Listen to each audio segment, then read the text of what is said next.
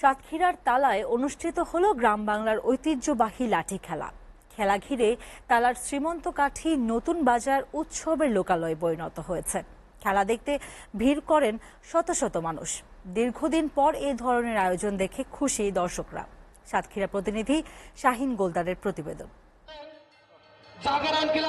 সকাল থেকেই দূর দূরান্ত থেকে ছুটে আসে শিশু সহ সবই নারী পুরুষ।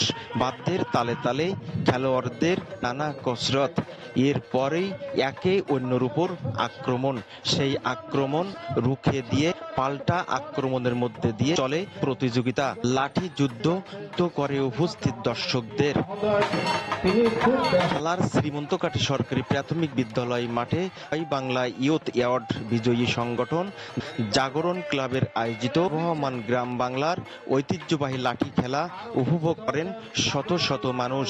তো গ্রাম বাংলার পুরাতন ঐতিহ্য যদি এরকম ক্লাব কর্তৃপক্ষ উঠায় ধরে তাহলে দেখে খুব ভালো লাগে। আর দর্শকরা দেখো খুশি হবে আশা করি। ঈদের ছুটিতে আসছি, এইভাবে যদি হয় ইনশাল্লাহ আমরা প্রত্যেকবার ঈদ ছুটিতে গ্রামে আসবো, তাদের সাথে সময় দেবো। বাংলার বিরুদ্ধে লাঠি খেলা, এই লাঠি খেলাকে ধরে রাখার জন্য, উজ্জীবিত করার জন্য ধন্যবাদ জাগরণ ক্লাব। ঐতিহ্য ধরে রাখা ও মানুষকে বিনোদন দিতেই এই আয়োজন বলে জানান আয়োজক। আমাদের গ্রাম বাংলার যে ঐতিহ্যবাহী ঢালি খেলা, হাডুডু খেলা, আজকে বিশেষ করে আমরা ঢালি খেলার আয়োজন করেছি।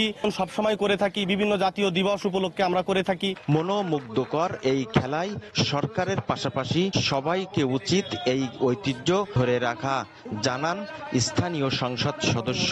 গ্রাম বাংলার এই ঐতিহ্য প্রদর্শনে এলাকার মানুষ বিনোদন বাড়বে এবং সবাই এই ঈদের পরবর্তীতে যে বিনোদনের প্রত্যাশা করে সেটি এই ক্লাব একেবারে সঠিক সময়ে আয়োজন করেছে। এজন্য ক্লাব কর্তৃপক্ষকে আমি ধন্যবাদ জ্ঞাপন করছি। গ্রামীণ এই ঐতিহ্যবাহী লাঠি খেলা মানুষের পারস্পরিক সৌহার্দ্য ও সম্প্রীতি বাড়ায়। Shahin Goldar, SA TV, Satkhira.